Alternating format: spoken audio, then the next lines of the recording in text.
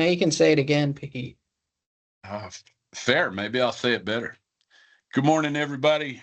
January 15th, 2025. Welcome to the first Resource Advisor cohort call of the new calendar year.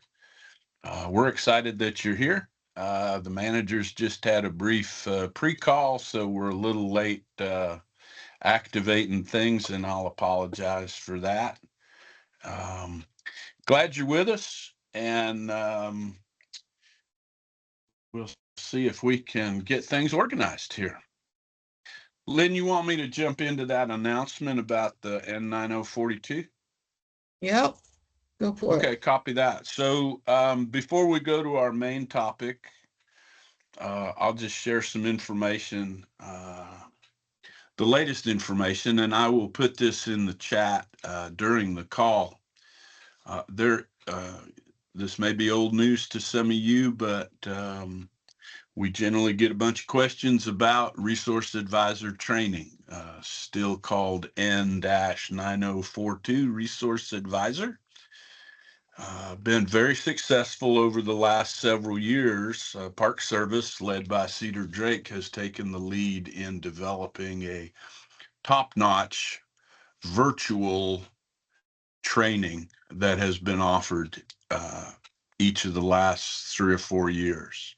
There's a passing of the baton in terms of the lead coordinator this year from Cedar over to Tom DeMayo, the regional ecologist for the Forest Service out in the Pacific Northwest. Tom's been involved as a cadre member. Unfortunately, Tom can't be with us here this morning. He's traveling out of country, actually. But the latest information that I have to share with y'all is that similar to last year, the course will be offered through the Wildland Fire Learning Portal.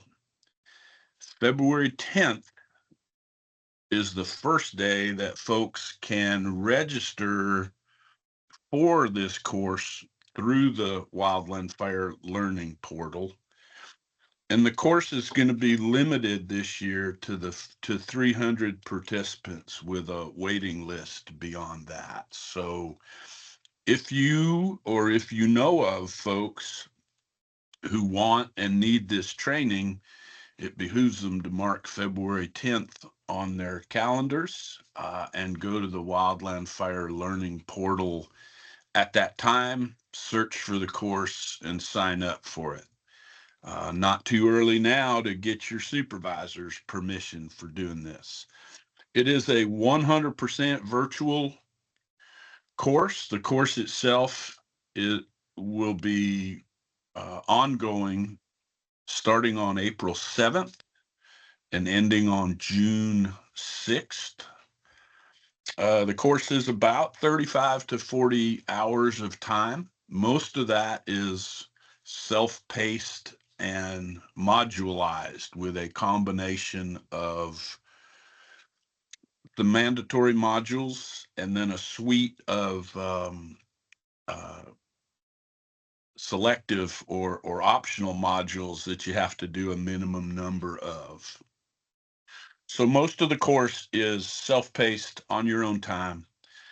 There is a requirement for a one live remote group interaction. There'll be several sessions of that during the week of May 19th. So if you're a student in the course, you sign up, you do most of the work on your own, you sign up for one of those 4 to 6 hour sessions one day during the week of May 19th, and that's a part of the course.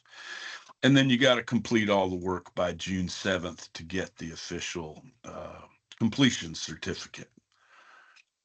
So that's a little bit of a ramble, and I apologize for that. The key date right now is February 10th, when course registration will begin on the Wildland Fire Learning Portal. End of report.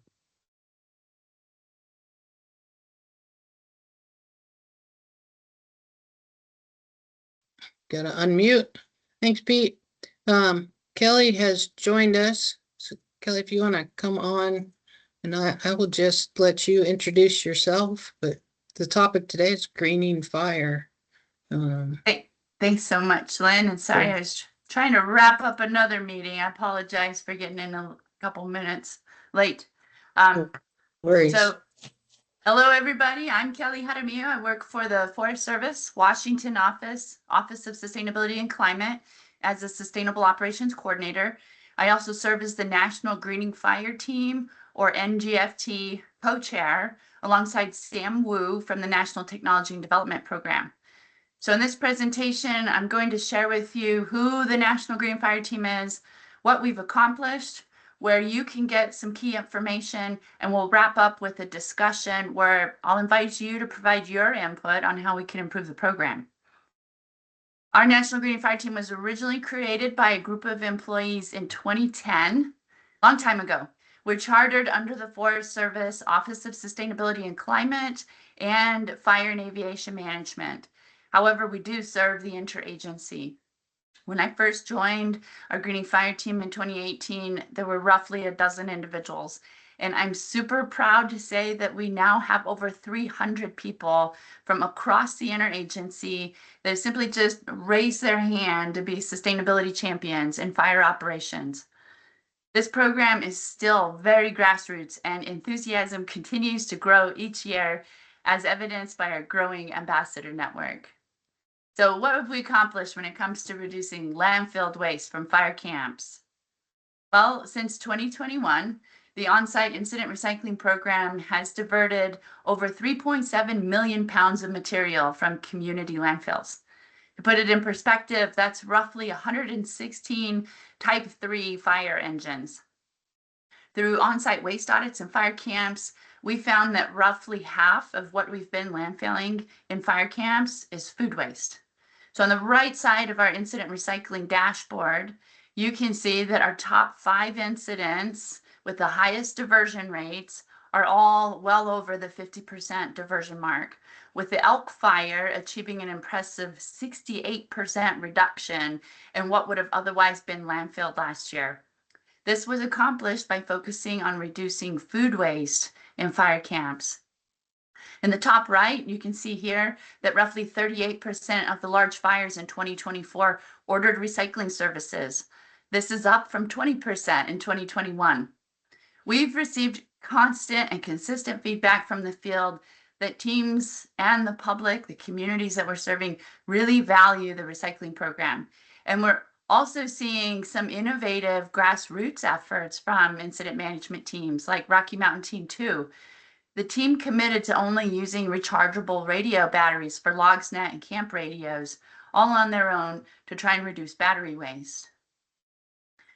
In just one day at PL5, we estimate that we consume 300,000 single-use plastic bottles of water. That's just one day, not counting the plastic bottles of Gatorade.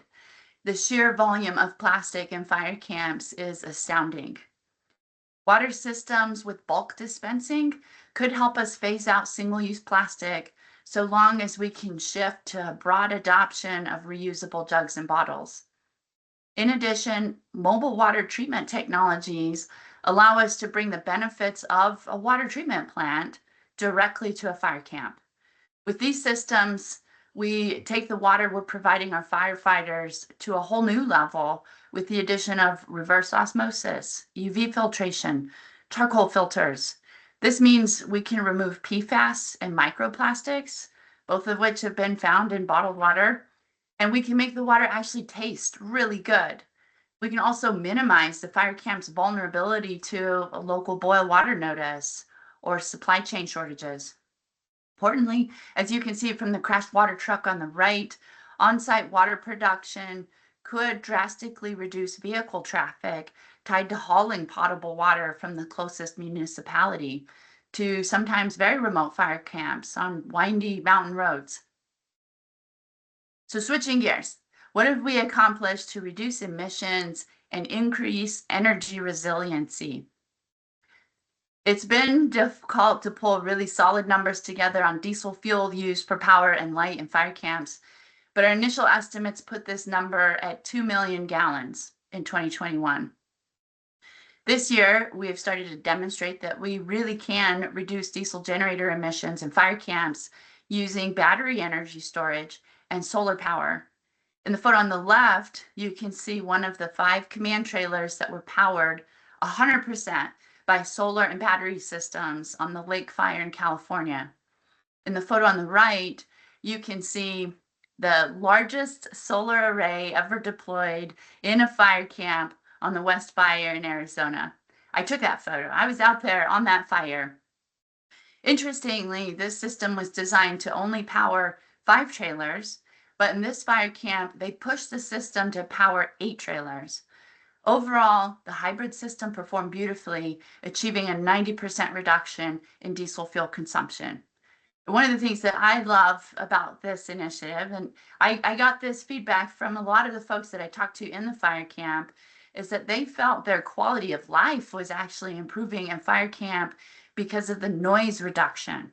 They said they could concentrate better. They could have conversations on the phone and hear the other person on the other line. They could hear the morning briefing without the drum of the generators in the background. Noise fatigue in fire camp is a real thing, and we can reduce it while reducing diesel generator exhaust exposure. And we can also reduce the amount of fuel trucks that need to go in and out of fire camp on community roads. In addition, by bringing in these hybrid systems, we end up with backup power system. So we can actually increase our energy resiliency. Leadership. In case you didn't know, last year was the first year the BLM fire director issued to the field expectations around sustainable operations on incidents. And this very much mirrored the memo that went out by the Forest Service as well.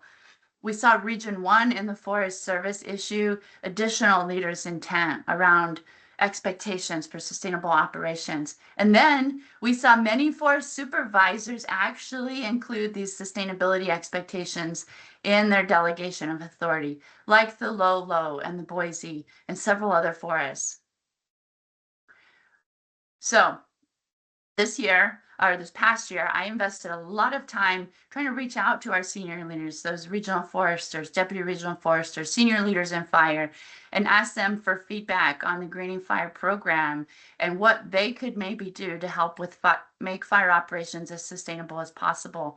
You can see some of their feedback to me. We could work together. We could lead by example. They could do their part as a leader to emphasize the work. We can and should make sustainability a part of fire and have it be an institutionalized part of incident management. One of these asked questions to see if green procurement options were considered, and if not, why not? Maybe consider really phasing out those single-use plastic bottles of water. Put a price on our waste. Join the team. Really great feedback from our leaders. Where can you get key information about the Greening Fire program? Well, if you go to Google and type in Greening Fire, not just green fire, but Greening Fire, you'll go straight to our homepage. It is a public website, and you'll see an option to click on How to Green Fire, Tools and Resources. And when you go to that page, you can see that we're building out content with these accordions. This is an example of information for solar light towers. We have template 213s for the field to request those solar resources. We have vendor lists, and then we have some job aids, best management practice type guidance for these different greening fire best practices. And under the green purchasing for large fires, you'll see that we have more information about some of the green vendors that we are aware of at this point, some of their green products. You can easily filter by what GAC you're in, by what type of equipment that you're interested in. There's different tabs set up for those light towers, mobile power, a basic description of what products they have, whether they can come provide delivery and setup, of course, and contact information. Here's an example from the slide deck that we put together. We tried to provide some visuals of what those products look like, and then this information is the same thing in the spreadsheet. It's just packaged a little bit easier in the slide decks. And in case you weren't aware, we do have on our incident recycling page, We've got a map of the recycle and compost outlets that we're aware of. A lot of information in there. If you click on these dots, you can see what the last known operating hours are. Is this open 24/7? Is it open just Mondays and Wednesdays? You can see if they accept cardboard, paper, plastic, and you can find the address as well. So this is a pretty helpful little GIS website. If you're on a type 3 fire, for example, and you'd like to do recycling with your team directly, not even with a BPA, the on-site recycling services, this could be a resource for you. So here we are at the discussion. I apologize. I think there may have been some questions in the chat, but I was trying to get through the presentation. So I'll ask if Lynn can maybe help me make sure that I don't miss any of the questions in the chat. And I would love to just open it up for you all to unmute yourselves, come live on camera, ask me questions, and or offer your thoughts on these discussion questions. Did you come across any greening fire services on fires this past year? Did you feel like you had the tools and resources you need to assist in making sustainable operations possible? And what are your thoughts on how we can make this program better? So, Jedediah, go ahead. Yeah. Hi. Thank you. So I have just last summer on the Diamond Complex in South Central Oregon, as just a ground pounder, it was that team or a series of teams, because it was, a campaign fire, definitely went all in when it came to recycling, and as well as ordering command infrastructure that had solar capabilities. Multiple trailers there in camp had solar arrays, and the noise reduction was obvious, like being in a big type 1 or critical incident management team camp and only a handful of generators running during daylight hours, versus the normal drone of just every trailer needing its own generator doing its thing. And then on the recycling side, they being in Oregon, I think this is pretty common in Oregon, where the cash for aluminum and plastic bottles is so high, that cash rebate, the teams would turn it into a fundraiser for the National Wildland Fire Memorial. So that was cool. And I guess that just leading into just a quick, more of a comment on the topic of greening. And I feel like certain verbiage gets a political spin to it for the worse. I mean, just political polarization of the country. Green is inherently this, like, is used as a weapon for, and then just as green is used as a kudos for half the country. And I guess doing things like we're recycling as a fundraiser for the National Wildland Firefight, that cuts through any kind of political, social, like that kind of reestablishes this common goal or commonality, regardless of political, social, lean. And I'm just thinking, like, when it comes to like solar arrays in camp, yeah, it's super green, and as a lefty hippie, child of hippies, I love it for that reason. But then, as somebody who sleeps in camp, regardless of political lean, like just the fact that we're not having generators running all night long, and all day if you're night shift, is just huge. And that is regardless of whether you vote this way or that way, or you listen to this news outlet or that news outlet. It's inconsequential. And I guess, anyways, it's just a statement. I'm rambling, but that's kind of where I was going during your presentation of, I love this and I love all of it.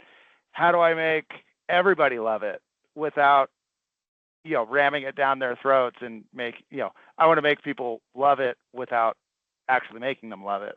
I want them to think that it's their idea, that they love it too. Thank you. I appreciate it. I was out on the Diamond Complex and they were piloting several different solar technologies on that complex. So not all are created equal and they all have different pros and cons, but I'm glad you had a positive experience and I would love to get your feedback.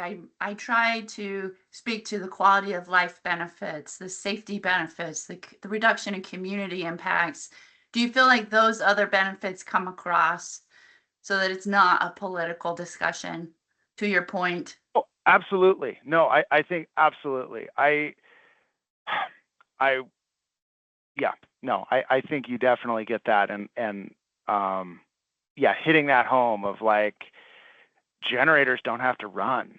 Fuel costs go down. I mean, everybody loves, every taxpayer likes it when a fire costs less or any kind of government service costs less, but the quality is still there. So, Exactly. I mean, anyways, sorry, I'm rambling.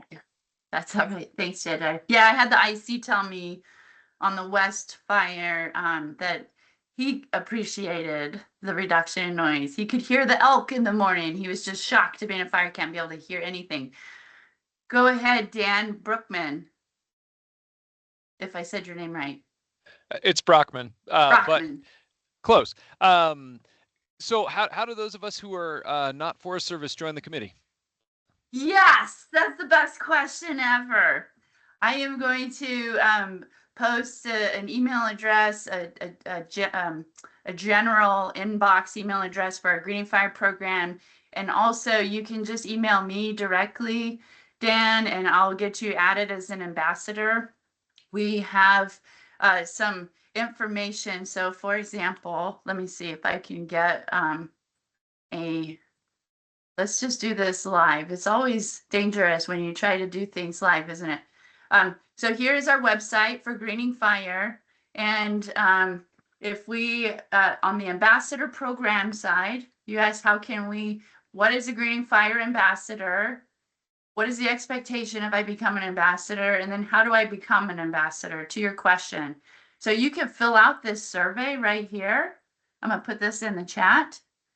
And that will help us learn a little bit of information about you. And then we'll schedule a meet and greet with you and try to figure out how to plug you in whatever capacity you want to be plugged in. We have some folks that, their day job may be, working partnerships, but on the side, they have they have some creative talents and they want to help us make recycling posters, for example. So there's a wide range of ways that you could get involved. You may only have 5 minutes a week to be involved. Your boss may say, sure, you can go to, a couple of their working group meetings and help them out, 2 hours a week. However much time you have and whatever your interest is, we will plug you in. We've got different work group leads on the team. So if you go here to meet the team, you can see some more information about all of the different work groups that we have going in Greening Fire. We've got the ambassador program itself, communication and creative services. They're trying to develop those job aids, the best practices, maintain the website, all of the tools and resources that the field needs. Our green gear and equipment hasn't taken off just yet. We're still trying to move that forward. We have a whole green procurement team that's trying to identify those companies like I talked about before, evaluate the technologies, work with the CETT group, work with other folks in Ames and try to figure out how do we pilot these technologies appropriately on fires. And then I failed to mention, if we go to our green procurement page up here, man, this was a big fail on my part. We have our Tech Expo coming up in March. This is a really popular event. And if you guys want to learn more about green technologies that are out there, I definitely welcome you to join us March 4th, 5th, and 6th. This is a collaborative event. The first day is really focused. What we've found through the Green Fire program is that there's a lot of small businesses out there that want to offer their green products and services to the federal government, but they don't even know where to start when it comes to federal contracting. So the first day is focused on helping the businesses find the tools and resources that they need and understand how incident procurement works and what sorts of services are needed in the emergency management space. So you may or may not be interested in that first day, but the next 2 days, the 5th and the 6th, on the 5th, we'll have lots of technology speakers speaking on large scale solar power, small scale solar, the water treatment technologies that I mentioned in the presentation. It'll be a really good technology deep dive day. And then on the 6th, we will be inviting, it's a peer learning day. So we'll be inviting people from the field, the hotshot superintendents that have taken, mobile solar systems in the field to recharge radio batteries. How are they working? What are their lessons learned? What would they do better? The folks that have outfitted their vehicles, their own command trailers on the home unit, what worked, what didn't work. So the last day will be really good hands-on peer learning day as well. So you can register here. I'm gonna put this in the chat for you guys. If you'd like to come, that'll be in first week of March, as I mentioned. And then back to meet the team, we've got our incident recycling and net zero waste group. We work closely with the caches. Jedediah mentioned the Oregon cache. Maddie Coppola out there is our new greening our caches lead for the national program. And we're working to reduce how much fire hose that we landfill, for example. We found that that's 80% of the waste stream from our fire caches. And we've been able to divert it to nonprofits like Hose to Habitat and artisan groups and all sorts of other outlets to just keep it out of the landfill through that program. We have the zero emissions power, large scale solar power I talked about, mobile water group. But I expect that a number of you on this call probably have a background in some part of water, and you could probably help us on this team. This is a really complex effort that we are trying to undertake to bring mobile water treatment to incidents. And something I didn't talk about in Asheville, North Carolina, for example, when we talk about all hazards incidents, their whole water systems got totally wiped out. So being able to take water that's not potable and make it potable on site so that your emergency responders can go get the work done and not have to truck it in from hours away, that's a huge benefit. And same thing with, if we have a fuel shortage because whatever happens with a natural disaster, it's hard to get fuel in there. If we're able to use the sun and battery storage to where we reduce the need for fuel in the first place, we're truly becoming more mission resilient. To Jedediah's point, that takes the politics out. This is getting the job done. So sustainability, I think, really can help us get the job done better and faster potentially. And then, of course, we've got a partnership group. And so those are all the different work groups going. Dan, if you want to get involved, you can let us know how you want to get involved. I encourage people to join some of our weekly meetings that we have or quarterly or monthly meetings and just be a fly on the wall and see, learn more about what we're working on and what we're moving forward in terms of the near-term deliverables, and then just plug yourself in any way that you like. So Dan, I gave you a really long answer. That was fabulous. Thank you, Kelly. I appreciate it. Thank you. Appreciate it. Let's see. Does anyone else have any questions or ideas? Let me see. Lynn, I know I'm missing questions in the chat. There's been a bunch about battery recycling. Do you have any comments on battery, especially like AA battery recycling? AA battery, yes. So when the incident orders this on-site incident recycling service, battery recycling comes with this service. It's an optional service currently. And that being the case, the recycling vendor will work with the communications folks and others to set up the battery recycle buckets and make sure that they can get properly recycled. And we have found that a number of those batteries are actually still largely charged, 80–90% still charged in some cases. So the recycling vendors in some instances have tried to get those donated to schools actually and other outlets where they could actually use the batteries before they end up recycled.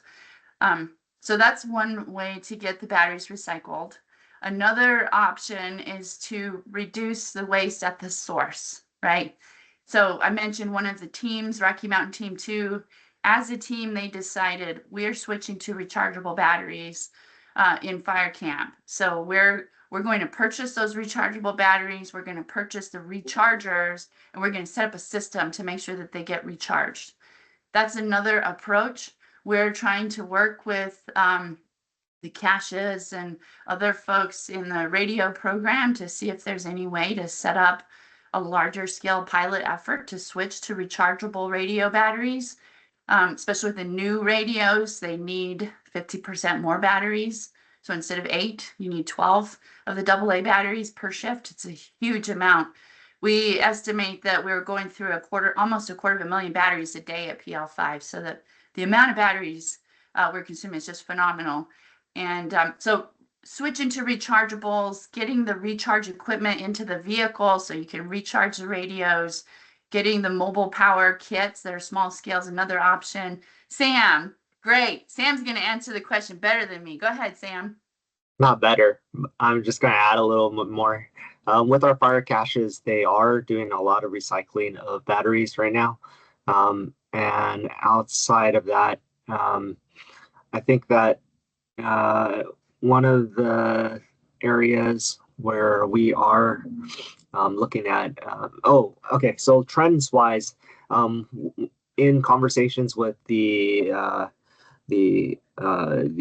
national caches, I think one of the things that we noticed, or the caches noticed themselves, was that there was a reduction in the amount of batteries bought per year. And so there is already a shift. The field is already moving in this direction. And so what we want to do is try to assist and push it forward even more.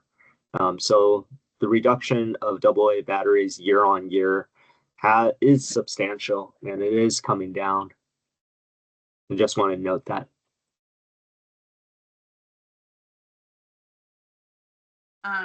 That looks like Guy McGuire maybe asked if reverse osmosis removes the chemicals in firefighting foam. And I can't speak to that, Guy, but that's something we could look into. The RO that I was referencing in the presentation was these mobile water treatment rigs that have reverse osmosis integrated into their treatment process to really make sure that the drinking water that's coming out of them is as high quality as possible. I'll speak to that real quick. Okay. The firefighting foams that we use for wildland fire anyways, those do not have any PFAS.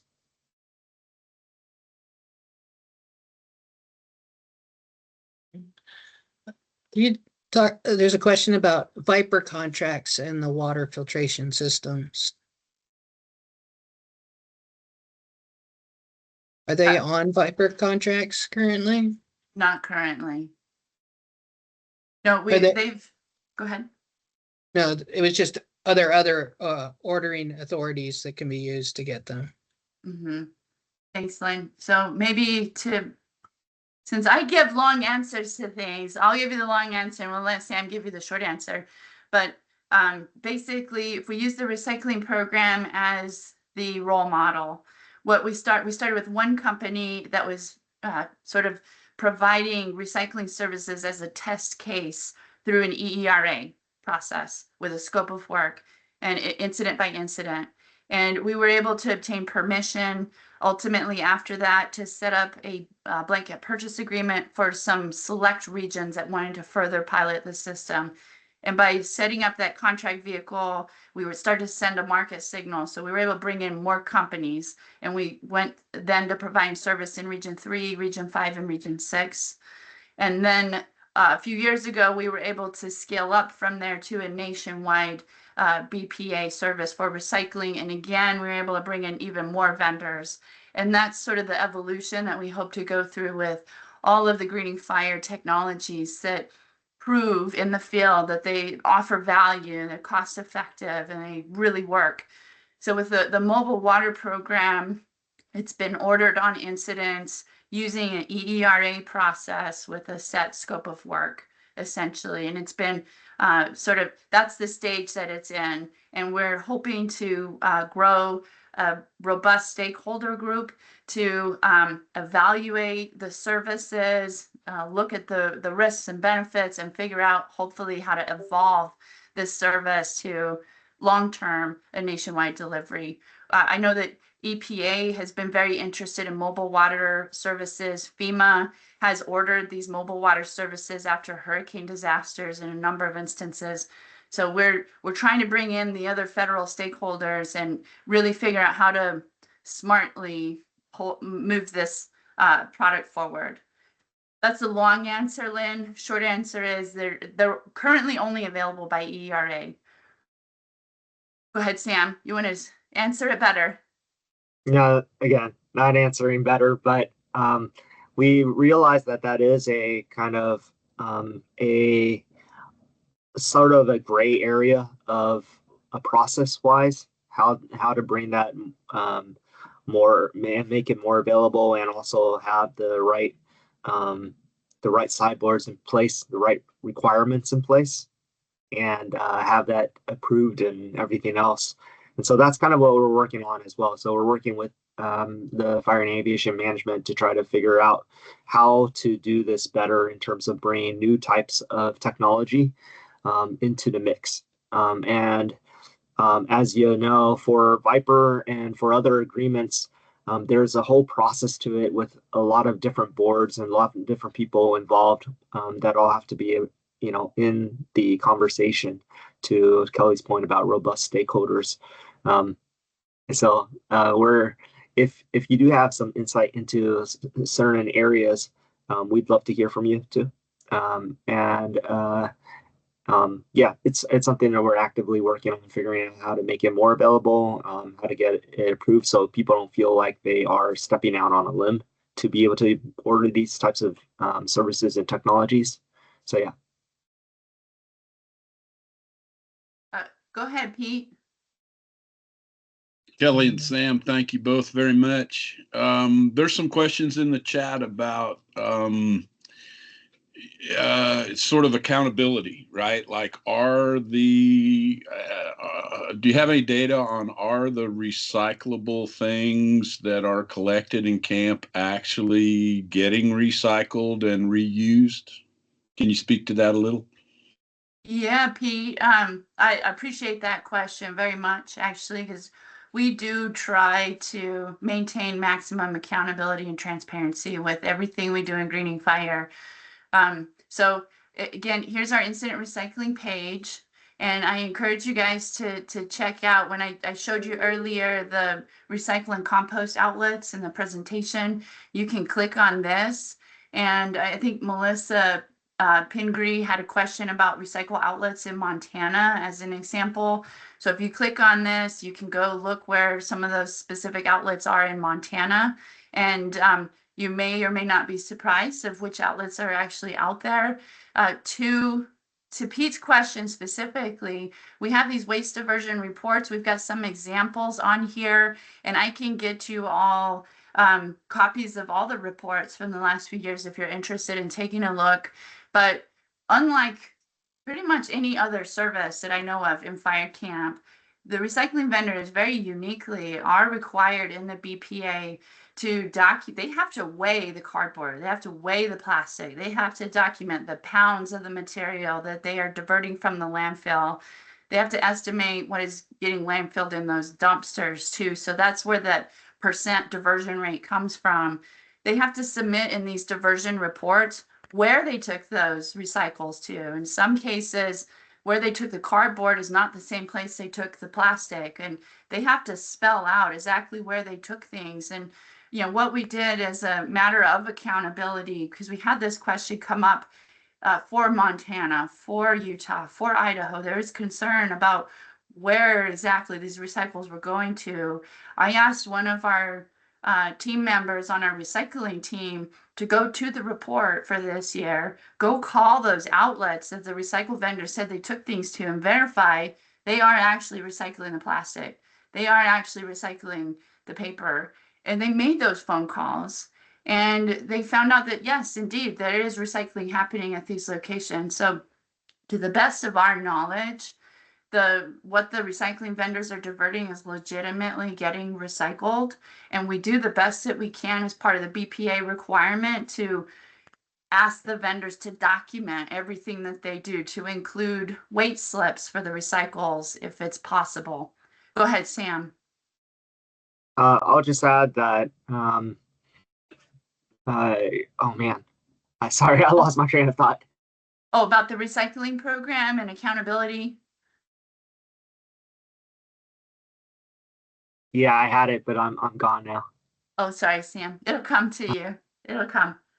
Pete, did I answer your question? Very well, thanks. Okay, thanks. And hopefully, Melissa, I answered your question on recycling in Montana. Go Well, ahead, Sam.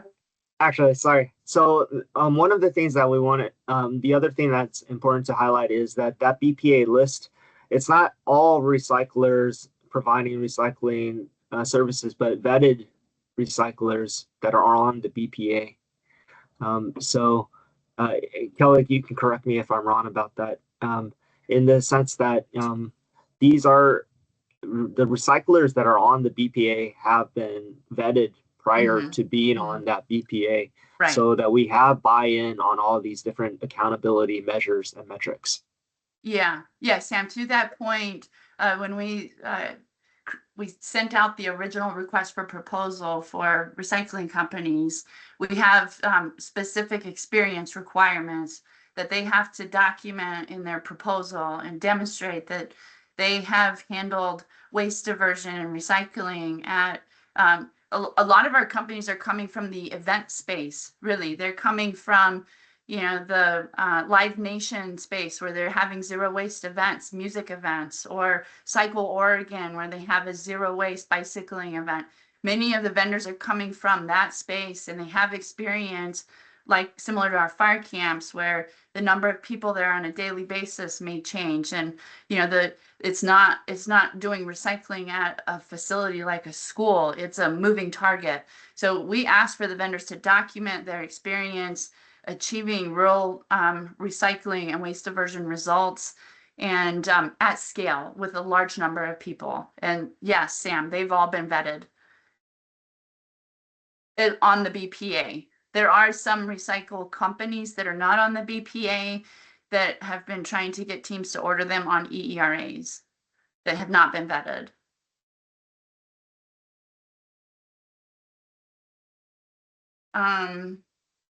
Let's see, Melissa, you have a couple of comments in here. I don't know if you feel comfortable unmiking and talking to us to address any of your comments or questions that we haven't covered. You mentioned in one, there's 2 CIMTs that roll out recycling, and you have resources for local recyclers for teams. If we're in, yes, we're definitely interested. Let's see, Dan, you were asking about for BLM, is there a greening fire equivalent committee that you can join? We have several. You answered that already. I get it. Okay. Well, just to add to it, Dan, the Sering Wangton and I'm forgetting his name at the moment, but anyway, they have been sort of BLM leads on behalf of the entire agency, and they went to Jeff Fedrizzi to request money for a BLM microgrant program for greening fire specifically.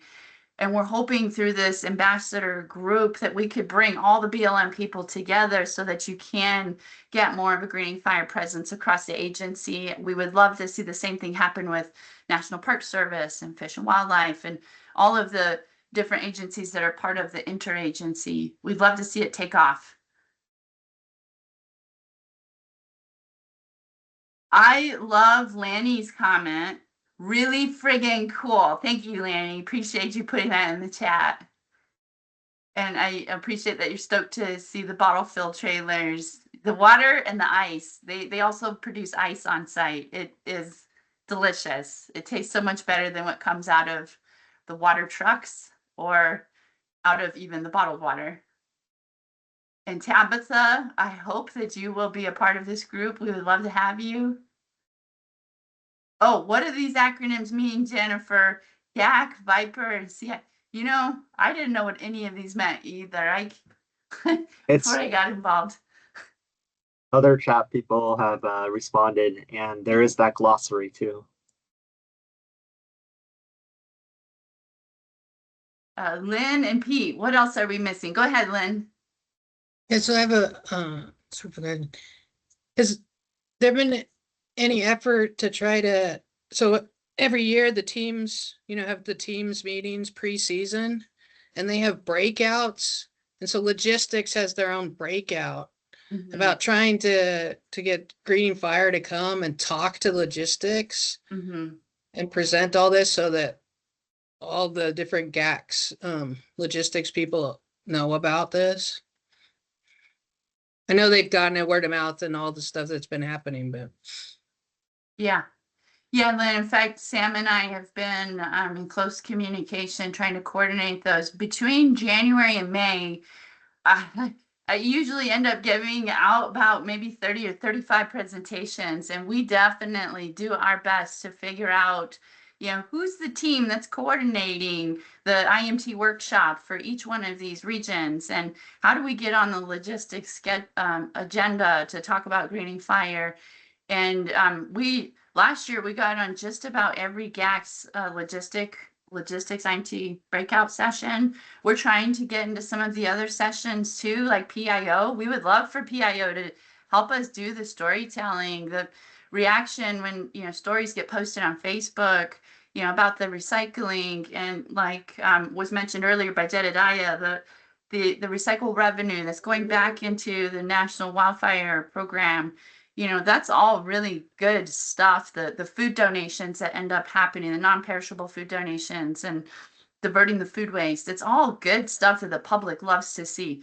So we'd love to see all the different pieces and parts of, what makes fire management successful. We need everyone to know about Greening Fire because I think everybody's got a part to play in this.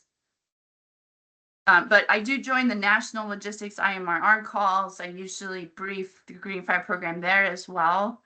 And then, like I mentioned in the presentation, another area that I found has been hugely successful this last year. I tried to get every region seems to have their own annual fire workshop with their senior fire leaders specifically.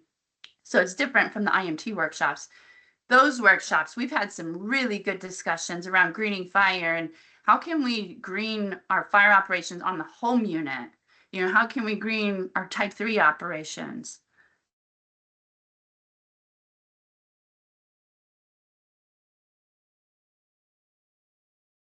To answer it, Lynn? yeah, no, that's great. And I put Region 6, Team 3, is it Northwest Team 3 is the organizer if you want to get into Region 6. Nick Swagger already reached out. He's planning a Region 6 logistics workshop and even coordinated with the Wildfire Learning Portal. And nice. We're going to, Greening Fire is tied into it. We appreciate it. I think Tabitha go ahead. Yeah, we still have time for more questions for everybody. We love for people to unmic and come on camera and ask us questions live. I love to see all those beautiful smiles that are out there. Even if you're not smiling, I encourage you to jump on and ask us questions live.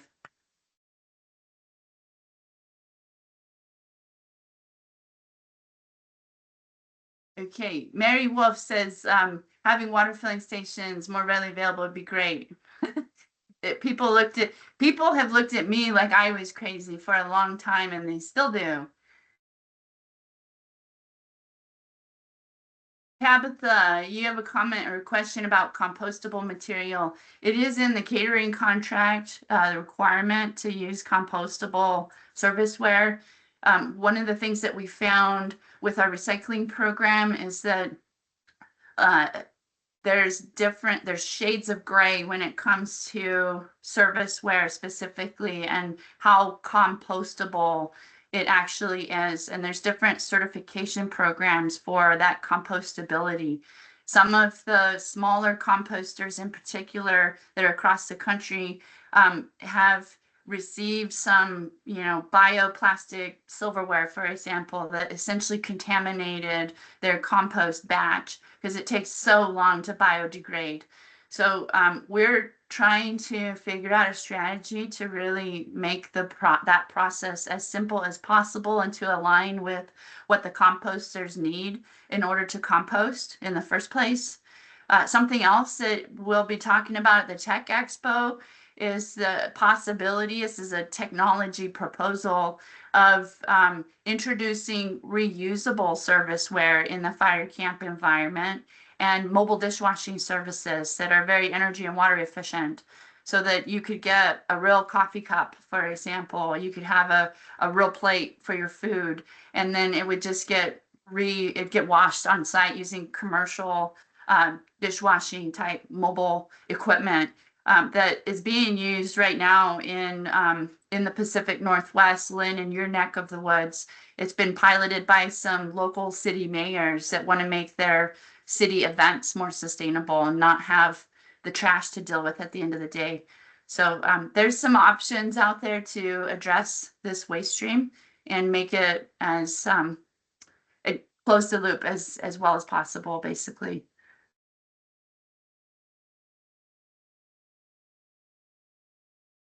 Oh, the worm guy, Jim. Yeah, Six Rivers Lightning Complex. Love. We've got some pictures from the worm guy. That's a great option for some of the organic material.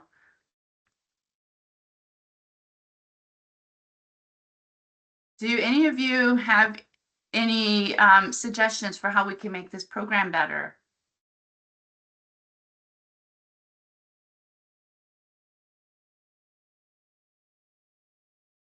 Kelly, can you hear me okay? Yeah. This is Tabitha.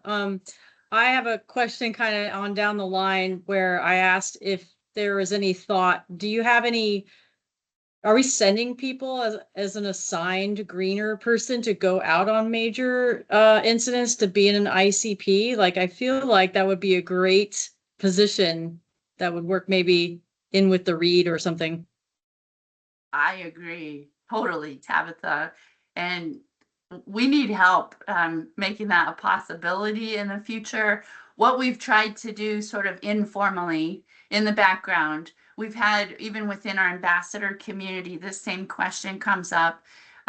We've started collecting names of people that want to be a sustainable incident advisor, essentially as a tech specialist, and want to be available for teams to either call them on the phone and give them advice over the phone, or to actually go out on site and help them figure out, all right, we want to use the mobile water system here. We want to set up a solar array and have, a hybrid power plant powering the whole ICP, or we want to, XYZ, the recycling, the solar light towers. So we've got a roster going, and we're working on, Scott Ashback is one of our logs chiefs that's trying to help lead this effort up. We're trying to build out the list of names, trying to build out what do they need to be trained on so that they can help the teams. And then how do we let the teams know that these folks are available and when they're available? All of that is in progress. Go ahead, Lynn.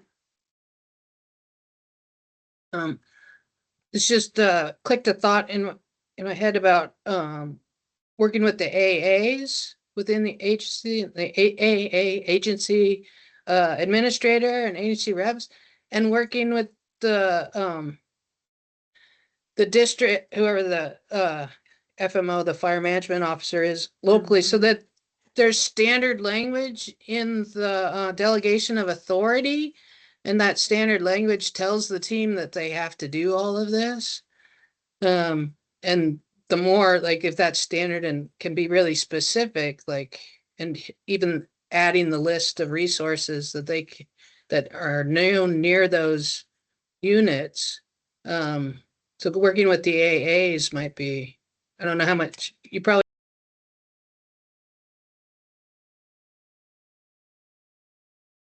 Lynn, you hit the nail on the head with that, and that was the reason that I wanted to start reaching out to the regional fire leadership at their annual meetings and trying to get on the AA IMRR calls and figure out how to get more folks. Like Region 1 Regional Forester put out that letter of sustainable operations expectations, and we saw several forest supervisors put this language that we have on our website into their delegation of authority for the inbound team.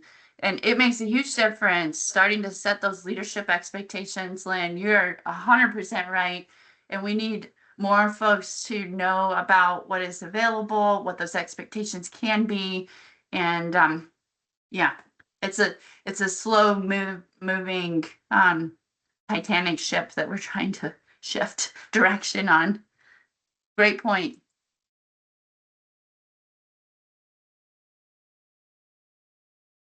Great POC from Molly. Travis Bailey, I love Travis Bailey and Zeph Cunningham. They have been several, Dave Updike. We've had a great relationship with a number of the folks from NEMO, and they've been super supportive of Greening Fire. They've offered us great opportunities to increase awareness of the program and offer their insights on how to make it better. So Molly, you're definitely right. Travis is fantastic.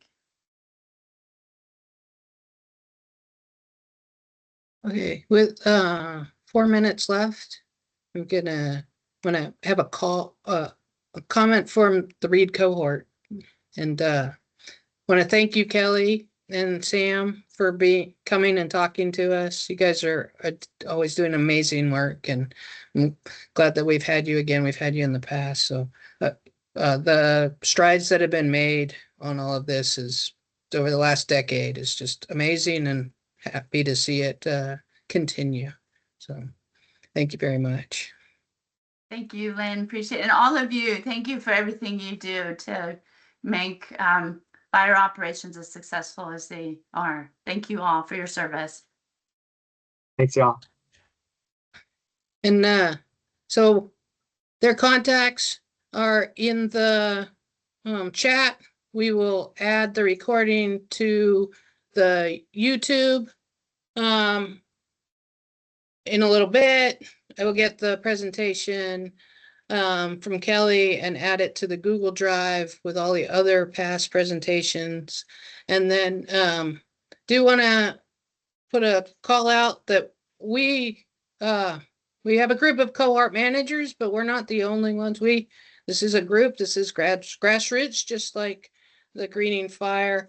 So all the support that you guys can give us is much appreciated. If you want to help us be managers, it could be as little as 1 hour a year, or besides just coming to these, the support of coming to these is great, but helping us like organize these calls, getting speakers, getting topics throughout the year. We're just starting to figure out the topics for 2025.